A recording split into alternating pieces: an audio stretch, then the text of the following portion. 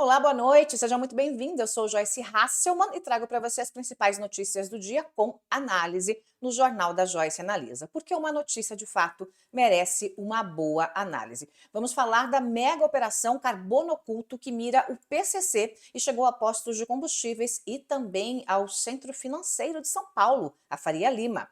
Também da disputa de paternidade da operação. Tudo é política. Lula e Tarcísio querem ser o pai da criança. Tem pesquisa que mostra que Tarcísio é o melhor nome até agora para vencer Lula. E eu vou analisar tudo isso já já e te dizer por quê. E a decisão da justiça italiana sobre Carla Zambelli. E ainda o chororô de Eduardo Bolsonaro para manter o mandato e a rotina de Jair Bolsonaro a 5 dias antes do início do julgamento dele no STF. Tem notícia e tem análise aqui no Jornal da Joyce Analisa. Vamos de notícia? E essa é longa, hein, gente? Eu preciso trazer muitos dados para você sobre a mega operação Carbono Oculto, que mirou o PCC e chegou a postos de combustíveis e ao Centro Financeiro de São Paulo, a Faria Lima. Essa mega operação mira um esquema bilionário do primeiro comando da capital e a maior operação já realizada no Brasil contra o crime organizado. Foram 3 operações em uma só, uma força-tarefa. Teve Ministério Público de São Paulo, Ministério Público Federal, Polícia Federal, Polícia Civil e Polícia Militar. E essa união de forças cumpriu mandados em 8 estados contra redes ligadas ao PCC, que adulterava combustíveis e lavava dinheiro. Como eu disse para você, Faria Lima também foi alvo. Os alvos são investigados por fraudes fiscais, ambientais e econômicas. Essa mega operação teve o objetivo de desarticular esse esquema bilionário no setor de combustíveis, comandado pelo PCC. E como eu disse para você, é a maior da história do Brasil contra o crime organizado. O PCC atuava de várias maneiras, uma delas na importação irregular de produtos químicos para adulterar os combustíveis. Os investigadores identificaram mais de 300 postos de combustíveis que atuam nessas fraudes. Já o setor de combustíveis, que conhece muito mais, está no meio da história, faz parte disso, estima um impacto muito maior, em cerca de 30% dos postos em todo o estado de São Paulo, em torno de 2.500 estabelecimentos ligados ao PCC, controlados pelo PCC. A Receita Federal também identificou ao menos 40 fundos de investimentos com patrimônio de 30 bilhões de reais, tudo controlado pelo PCC. Segundo o órgão, as operações aconteciam justamente no mercado financeiro de São Paulo, através de membros infiltrados na Avenida Faria Lima. Vamos de análise, gente, porque isso precisa ser analisado profundamente. O PCC é esse braço, o braço mais forte do crime organizado do país e domina os presídios aqui em São Paulo. O PCC, por negligência ou parceria com diversos governos, policiais corruptos, casas legislativas e afins, conseguiu montar um esquema multinacional. O PCC hoje opera em 28 países. Desde 2006, a facção dominou a operação do tráfico e se refinou muito. A operação de hoje é a maior contra o tráfico já feita no Brasil. É importante entender que a facção criminosa só se tornou a gigante que é, gente, porque o PCC atua na política. Atua dentro da política, coloca infiltrados dentro de organizações, dentro do transporte coletivo, como já foi investigado e comprovado aqui em São Paulo. E continua. O governo diz que não, mas está lá, dentro do transporte coletivo em São Paulo e até mesmo dentro do mercado financeiro. O PCC tem vereadores que são financiados pelo PCC, ligados ao PCC, tem deputados estaduais, tem deputados federais. O PCC, com esta rede política, tem acessos a licitações, processos de compras de prefeitura, de governos estaduais e até mesmo do governo federal. Até emendas o PCC consegue receber através de instituições laranjas ligadas ao partido. Com a bancada do crime, a bancada do PCC nas grandes cidades brasileiras, o grupo criminoso tem informação privilegiada e atua dentro da política, de dentro para fora. Eu já denunciei isso com todas as letras, que dentro da Câmara de Vereadores de São Paulo tem uma bancada do crime, tem a bancada do PCC, assim como no Rio de Janeiro. O PCC é uma empresa gigantesca, multissetorial, que também trabalha com a incorporação de imóveis, com restaurantes para lavar dinheiro, além, claro, desse ramo dos postos de combustíveis, que é uma lavanderia perfeita para o primeiro comando da capital. Nos postos de combustíveis, o PCC lava bilhões de reais em dinheiro do tráfico. Somando tudo, gente, nessa operação, se estima aí que a polícia pode ter melado a movimentação de 140 bilhões de reais do PCC. Agora, como é que acaba com isso? Para acabar com isso, tem que asfixiar financeiramente o partido, o primeiro comando da capital, que é um partidão. Porque prender integrantes do comando é apenas um pequeno passo. Porque com muito dinheiro, e o PCC tem muito dinheiro, o PCC substitui cada um que é preso. Então prende um, ele coloca outro. Prende um chefão, ele expõe outro. O mais importante é seguir o rastro do dinheiro. E a desestruturação do PCC passa por aí, né, a partir dessas operações financeiras. Secar as fontes de dinheiro é uma das medidas mais eficazes para combater o crime organizado dentro do tráfico de drogas e também impedir que essa gente eleja representantes para as câmaras de vereadores, para as assembleias legislativas, para a Câmara Federal, para o Senado, gente também dentro de prefeituras. O PCC está infiltrado em tudo. Tem gente do PCC dentro de órgãos da prefeitura, tem gente do PCC dentro do transporte coletivo, né? Licitação da prefeitura, tem gente do PCC dentro do governo do estado. Ah, mas o governador sabe? Não, claro que não sabe, não deve saber, né? Mas tem gente lá do PCC lá dentro, tem gente do PCC dentro da Câmara Federal, aos montes, tem uma bancada do crime também. E aí, gente, quando eu digo para você que tudo é política, é porque tudo é política mesmo, né? Agora, nesse momento, o presidente Lula e o governador Tarcísio estão disputando o protagonismo da Operação Carbono Oculto. Filho bonito, todo mundo quer ser pai. Se fosse um filho feio, tal, dá uma escondidinha. Mas esse filho é bonito, né? Mega operação, maior do Brasil, pá, não sei o quê, prendeu um monte de gente. Na verdade, não prendeu um monte de gente, porque deixa eu contar uma coisa para vocês antes de entrar nessa coisa da disputa pelo Tarcísio e pelo Lula da operação. Você sabe que eram mandados de busca e apreensão, um monte de mandados de centenas de mandados de busca e apreensão, e tinham 14 mandados de prisão de chefões do PCC, gente grande. 14 mandados aqui em São Paulo. Só que, acredita, conseguiram prender só 6. O restante, os outros 8, simplesmente fugiram no meio da madrugada. Quando a polícia chegou, não tinha mais ninguém. Fugiram no meio da madruga, minha gente. E aí, é claro que isso é informação privilegiada que foi passada de dentro de alguém que faz parte da operação. Ou é policial corrupto, que é a minha maior aposta, porque parte da Polícia Civil, parte da Polícia Militar está ligada ao PCC. Ah, é uma parte grande? Não, não é a minoria, mas está ligada sim ao PCC. Eu sei de fonte absolutamente fidedigna, eu sei da boca de delegados que isso acontece. Então tem gente ligada ao PCC, inclusive delegados ligados ao PCC, né?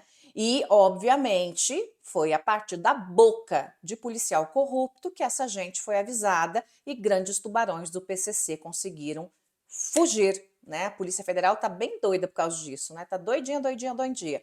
Né? O Ministério Público também tá doidinho, doidinho, doidinho, né? Quer saber quem que andou dando com a língua nos dentes aí, quem que caguetou essa operação aí para alguns dos líderes do PCC. Bora voltar para a política, gente. Todo mundo quer ser o pai da criança, filho bonito, operação carbono, tudo lindo e maravilhoso, vai botando gente na cadeia grande e tal.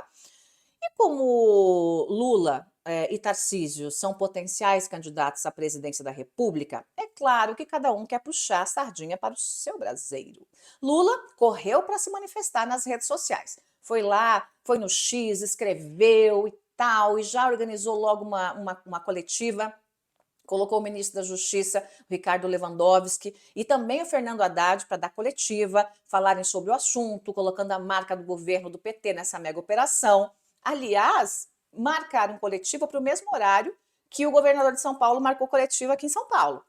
Agora, eu não sei quem é que sabia de quem aí, quem sabia qual é a hora, como é que ia ser, como é que não ia ser, mas teve coletiva no mesmo horário que a coletiva marcada pelo Tarcísio de Freitas. O governador de São Paulo divulgou um vídeo nas redes sociais, dizendo que a ação é fruto do trabalho do GAECO com as polícias de São Paulo, que se expandiu para todo o Brasil, meio que escanteou o PT, deixou o PT de lado, né? E disse que a maior operação de inteligência e combate ao crime organizado no setor de combustíveis da história, a Carbono Oculto, foi deflagrada, né, hoje de manhã, que o trabalho foi do GAECO com as polícias de São Paulo, que isso foi expandido para todo o Brasil, que o dedo foi colocado na ferida, que os órgãos de São Paulo enfrentaram com coragem os grupos que ninguém teve coragem de enfrentar e que até então acreditavam serem intocáveis, que as facções estão sendo enfrentadas como nunca antes. Enfim, disse o governador, a mensagem é clara.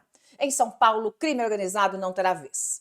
Palavras do governador Tarcísio de Freitas, para contrapor aí as palavras dos ministros de Lula, né? Gente, no final das contas, tudo é política. Política, política, tudo é política. E como eu disse para vocês, a Polícia Federal vai investigar o vazamento que aconteceu durante essa operação, pouco antes da operação ser deflagrada aqui em São Paulo. Tá essa disputa, né? Ministério Público de São Paulo com Polícia Federal estão disputando aí, né, quem é o mais bonito no meio do processo. Gente, é verdade o que diz a Polícia Federal, é verdade o que diz o Ministério Público de São Paulo, porque foi uma operação conjunta. Então, né, vamos atrás de uma solução salomônica. Foi uma operação conjunta que reuniu polícias de São Paulo, Polícia Federal, Ministério Público de São Paulo, Ministério Público Federal e GAECO, que é o Grupo de Atuação e Combate ao Crime Organizado, né? Hoje eu vi jornalistas assim bem reconhecidos dizendo HAECO, HAECO. Não, queridos, não são HAECO, é o GAECO, o Grupo de Atuação e Combate ao Crime Organizado, o GAECO, né? O GAECO. Então, vamos entender um pouquinho do que estão falando, né? Mudando de pato para ganso, nem tanto de pato para ganso. Vamos ficar na política mais um pouquinho. A notícia, gente, sem surpresas, Bolsonaro prefere Michele a Tarcísio na disputa pela presidência em 2026. A análise. Gente, ele quer uma marionete. Bolsonaro não quer abrir mão do espaço dentro da direita. Lembre-se, Bolsonaro é Lula com sinal trocado. Michele é Dilma com sinal trocado. A diferença é que Dilma estudou mais, muito mais. É natural essa insegurança do Bolsonaro. Ele não quer abrir mão do poder, mesmo que esse poder seja terceirizado. No caso, marionete, Michele Bolsonaro. Agora, Tarcísio está incomodando muito o Bolsonaro. E está incomodando muito Eduardo Bolsonaro, o Dudu Bananinha e os mais radicais dentro do bolsonarismo. Por que ele tem incomodado? Porque ele tem o perfil mais moderado e acaba sendo o candidato natural do Centrão, que já está desembarcando do governo, já anunciou que vai pular fora do governo. Se ele pula fora do governo, ele vai roçar para o outro lado. Só que esse Centrão não quer roçar para o lado do Bolsonaro. O Centrão quer roçar para um lado de alguém que eles tenham a certeza que vai entrar em campo e vai fazer gol. E o Tarcísio é esse cara, né? O Centrão é aquele bloco que sempre foi governo, independente de quem fosse o governo. Agora o Centrão quer deixar de ser coadjuvante e quer ser um apoiador, quer estar dentro do governo, quer ser ator principal, quer mais poder. Em todos os governos, o Centrão teve a chave do cofre. No governo Bolsonaro, então, teve a chave do cofre, o cofre todo e mais da metade do governo. E teve lá Ciro Nogueira como chefe da Casa Civil, né, o grande primeiro-ministro de Jair Bolsonaro. Mas o Centrão quer ser protagonista e, junto com Tarcísio, quer tentar reduzir a polarização, quer fazer cara de bonito, né? O Centrão tem aquela gente, né? Tem uma nova guarda aí, mas a velha guarda é terrível dentro do Centrão. Mas eles entendem tudo de política e eles querem um candidato mais moderado, né? E aí eles olham para Tarcísio e olham para o Bolsonaro. Bolsonaro fez o quê? Gritou com o STF, xingou o ministro, desrespeitou o Supremo, ameaçou a corte. Tarcísio foi comendo pelas beiradas, né? Ele fala diretamente com o eleitor que votou em Lula só para barrar Bolsonaro. O Tarcísio, com o STF, preferiu o diálogo.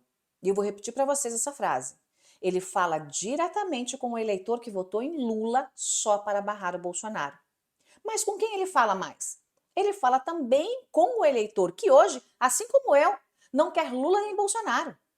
E consegue falar ainda com um fanático bolsonarista, que terá só ele para votar se não tiver alguém com o sobrenome Bolsonaro na disputa. Todos estamos cansados de polarização e autoritarismo. O brasileiro quer alguém com capacidade de diálogo, que traga menos caos ao país. Tarcísio se encaixa nesse perfil. Lula, assim como Bolsonaro, virou refém dos discursos, das promessas. São muitos acordos e quase nenhuma entrega. Tarcísio fala em obras, cuidado com o orçamento, desenvolvimento socioeconômico de São Paulo, enquanto Lula promete, Tarcísio entrega. Enquanto Bolsonaro quer mais caos e mais castigos ao Brasil, articulados por Eduardo Bolsonaro com os Estados Unidos, Tarcísio quer mais tranquilidade e mais gestão. Enquanto Lula fica vivendo de nostalgia, Tarcísio aposta na estabilidade econômica. Hoje, pesquisa Atlas Intel mostra que Tarcísio está tecnicamente empatado com Lula, mas venceria Lula na disputa pela presidência em segundo turno. Ele é o melhor candidato à presidência para enfrentar Lula. A explicação é muito simples. Tarcísio tem consistência e pode passar a imagem certa, a de um estadista, e é isso que o Brasil precisa. E a Michele Bolsonaro? Gente, a Michele nada. A Michele não tem importância nenhuma na fila do pão. Eu falei de pesquisa, vou falar mais um pouquinho dela, gente. Pesquisa novinha, Atlas Intel, mostrou que Bolsonaro venceria Lula no primeiro turno, no segundo turno, passaria para o primeiro turno e venceria Lula no segundo turno, e isso animou demais o mercado financeiro, né? Para você ter uma ideia, a Bolsa de Valores de Bovespa, pela primeira vez, fechou acima dos 140 mil pontos, né? Estouraram fogos na Bolsa de São Paulo por conta aí dessa pesquisa, para você ver como o mercado, como a economia não quer o PT. O agro não quer o PT. O empreendedor, do pequeno ao grande empreendedor, não quer o PT. Quem abriu a empresa e conseguiu abrir uma empresa em São Paulo sem burocracia, não quer o PT. Quem emprega e gera renda, não quer o PT. Mas também não quer Bolsonaro. Porque o Bolsonaro, nas pesquisas, perde para o Lula. Então você tem o Bolsonaro perdendo para o Lula, quer dizer, Lula com Bolsonaro ganha de novo, e você tem um Tarcísio ganhando de Lula. Então, a economia também pressiona pela mudança. E a economia hoje saiu rindo, né? Com a Bolsa acima de 140 mil pontos pela primeira vez. É histórico. Índice histórico. O agro não quer o PT, repito. Quem investe nesse país não quer o PT. Quem gera emprego nesse país não quer o PT. Quem gera renda nesse país não quer o PT. Mas também não quer Bolsonaro. Porque são duas faces da mesma moeda. São a mesma porcaria. A mesma porcaria. Olha, eu vou dizer para você, é difícil imaginar quem é pior ali. É difícil imaginar, né? O Bolsonaro é padrão Dilma que não leu. É o padrão Dilma que não leu, né? E a Michelle é mais ou menos a mesma coisa, né? É isso aí. Só que o Bolsonaro é malandro, fez muita rachadinha, 28 anos de Congresso Nacional, sabe bem como funcionam as coisas ali dentro, fez parte de um monte de esquema, não é não? Não é não, Jair Bolsonaro. Mas isso ficou no passado, porque ele vai ser preso mesmo por outra coisa. Não pelas coisas que aconteceram no passado, que já prescreveram, né? Porque se fosse acumular as penas, minha gente, o negócio ia longe. Mas eu vou falar de Bolsonaro daqui a pouquinho, antes eu quero falar da próxima notícia.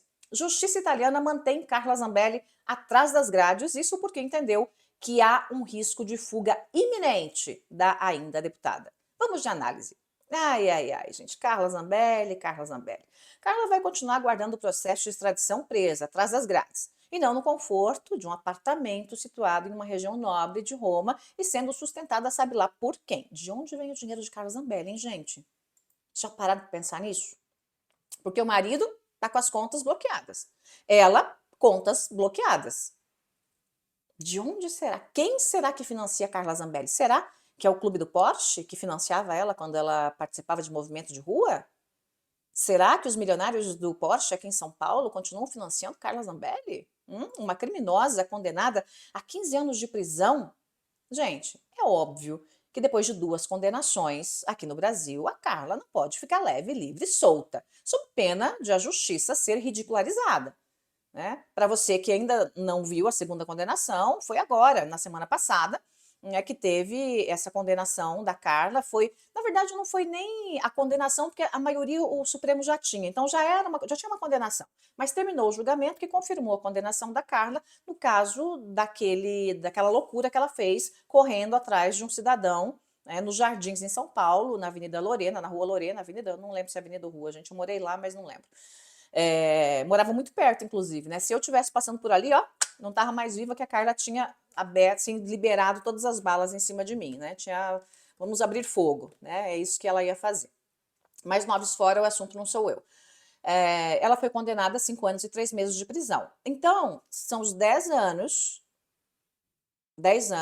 pela invasão no sistema do CNJ. Ela está presa agora, justamente porque ela financiou, pagou o hacker Walter Delgatti para invadir o sistema do CNJ, e ela é tão burra, tão estúpida, que ela mandou o hacker colocar um mandado de prisão contra Alexandre de Moraes, assinado pelo próprio Alexandre de Moraes. Senhor, até para burrice tinha que ter uma limitação. As pessoas não podem ser tão burras assim. Mas Carla é. Ela é muito burra. E burra do mal. Mas se fosse uma burrinha do bem, a gente tá bonitinha, bonitinha, burrinha do bem. Não, ela é a burra do mal. Do mal. Né? Então ela tá presa por isso. Os advogados disseram que ela tem uma saúde muito frágil, tal, que ela está sendo perseguida politicamente no Brasil. Um monte de balela que não enganaram a justiça italiana. Justiça ouviu, os juízes ouviram. Tá bom, tá bom. Que diz a médica perita que examinou a Carla Zambelli? A médica perita, que é italiana, atestou depois de examinar, né, a mais do que trombadinha, que ela tem todas as condições, tanto física quanto mental, de aguardar o processo de extradição presa, atrás das grades. E claro, com uma médica séria, fazendo uma perícia e atestando que Carla tem todas as condições de encarar a prisão, assim como se deve, é óbvio que a justiça, ia entender que a Carla tentou ludibriar a justiça italiana e acabou se dando mal. Acabou se dando mal. A notícia: policiais estão nos arredores da casa de Bolsonaro em um condomínio de luxo em Brasília. Vamos à análise. Como está a casa de Jair Bolsonaro, hein, gente? E como é que está o policiamento um pouco mais de perto a partir de agora?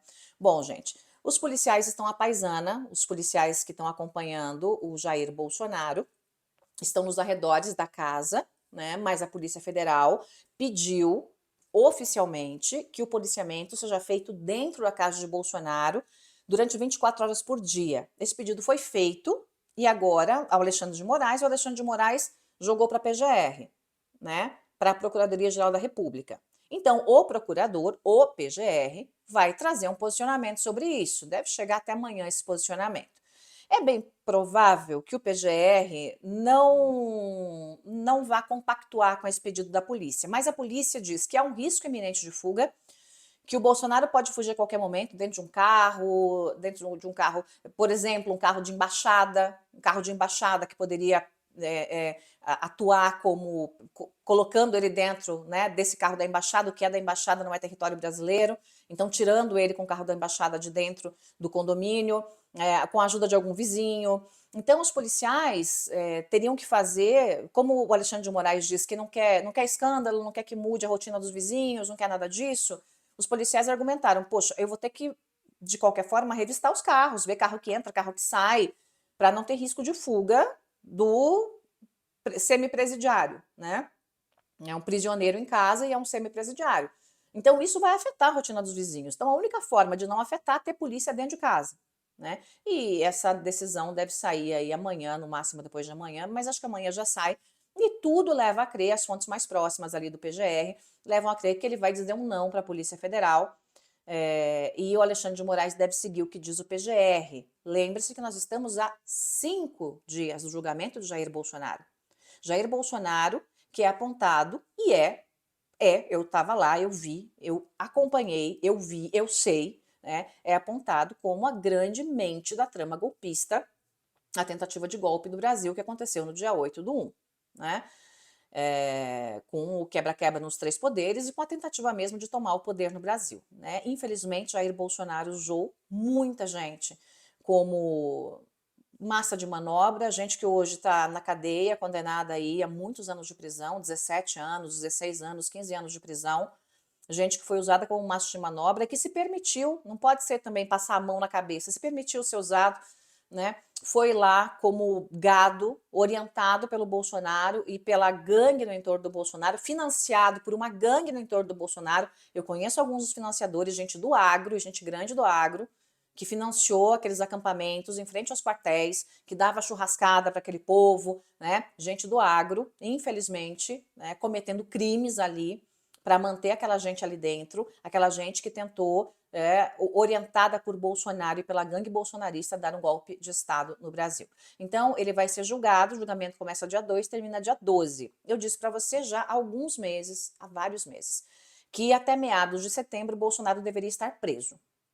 E é o que vai acontecer, né? Eu não tenho errado nas datas aí, nos últimos anos, né? Tenho acertado, cravado todas e acertado todas. Então, até meados de dezembro, até meados de setembro, ele estará preso.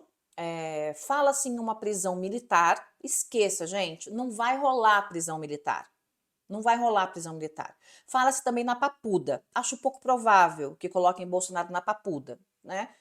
Acho mais provável que aconteça como o que aconteceu com Lula, que ele fique em uma cela da Polícia Federal, cela que, aliás, já está separada para ele pela Polícia Federal, já desde que ele descumpriu as outras medidas cautelares que poderiam levá-lo à cadeia se Alexandre de Moraes quisesse. Era só fazer assim porque tinha toda uma argumentação para isso, mas o Alexandre de Moraes preferiu esperar o julgamento final. Tudo bananinha, gente. O deputado federal mais vagabundo do Brasil e o que mais prejudicou o Brasil dentro de toda a história do nosso país, o Eduardo Bolsonaro, quer manter o mandato e fala em perseguição política, né? Ele mandou esse comunicado ao Hugo Mota, porque vai começar o julgamento dele daqui a alguns dias, e dentro do Conselho de Ética ele está bastante blindado, dificilmente será cassado, é praticamente zero a possibilidade, gente, zero, zero, zero, zero, zero, zero, né? Por quê? Porque o presidente do Conselho de Ética é um puxa-saco bolsonarista, né? O Schiachetti é um puxa-saco bolsonarista, lambe o chão que Bolsonaro anda, lambe o chão, lambe os pés de Eduardo Bolsonaro, é um horror. Sabe, é um horror, é um cachorro que lambe as feridas dos dedos, né, o chulé do Eduardo Bolsonaro, né, as feridas, as frieiras, ui, que horror. É isso, ele até é horroroso de olhar, assim, uma coisa horrorosa, né. Então, essa gente bolsonarista é assim. Então, dificilmente ali dentro vai ter a cassação, mas ainda assim sempre tem um risco, né, é bom não, porque tem a parte governista da comissão. O Hugo Mota não está comprando essa briga, mas também não está cobertando, não está cocando. Né? Ele está deixando, deixa a vida me levar, deixa a vida me levar. Está assim o Hugo Mota, né? Presidente da Câmara. Está deixando a coisa acontecer, deixa rolar e tal. Essa semana o Eduardo participou, inclusive, de uma sessão online. Mas que bonitinho. Resolveu trabalhar na Câmara, não contra o Brasil. Porque ele tem trabalhado muito contra o Brasil. Contra o Brasil. O Brasil está pagando caro o que está pagando por conta do Eduardo Bolsonaro. O governo federal está gastando 40 bilhões de reais para ajudar, não é para salvar não, ajudar alguns exportadores por conta de Eduardo Bolsonaro. Muita gente está fechando fábrica, inclusive fábrica de madeira, em Santa Catarina, estado bolsonarista, por culpa de Eduardo Bolsonaro. Muita gente está ameaçando deixar as frutas apodrecerem no pé, como as mangas, que iriam, toda a grande maioria da produção ia para os Estados Unidos, por conta de Eduardo Bolsonaro. Muita gente não sabe o que fazer com o rebanho por conta de Eduardo Bolsonaro. Eduardo Bolsonaro é o maior câncer que o Brasil já teve. Eduardo Bolsonaro é um câncer que pesa sobre o Brasil e que precisa ser extirpado, arrancado. como qualquer câncer. Esse é o Eduardo Bolsonaro. Ele tem que ser, de uma vez por todas, afastado da vida pública, condenado e preso pelos crimes que cometeu, crimes de lesa pátria, crimes contra a soberania do Brasil e crime também nos Estados Unidos, porque o que ele está fazendo lá é ilegal. Esse lobby que ele está fazendo sem estar registrado, porque nos Estados Unidos tem departamento certo para lobista atuar, para se registrar, para trabalhar. Ele está fazendo de forma ilegal. Eduardo Bolsonaro tem que ser aposentado da vida pública. É a maior decepção de São Paulo. São Paulo não merecia Eduardo Bolsonaro. Tá aí. O deputado eleito com 700 mil votos na última eleição. Quem votou agora chora e lamenta. É isso, minha gente. Vou ficando por aqui. Obrigada pela companhia de todos. E a gente se vê na terça-feira. Tem mais Jornal da Joyce Analisa. Se você não segue meu canal, já segue. Ativa o sininho, faz aquelas coisas todas.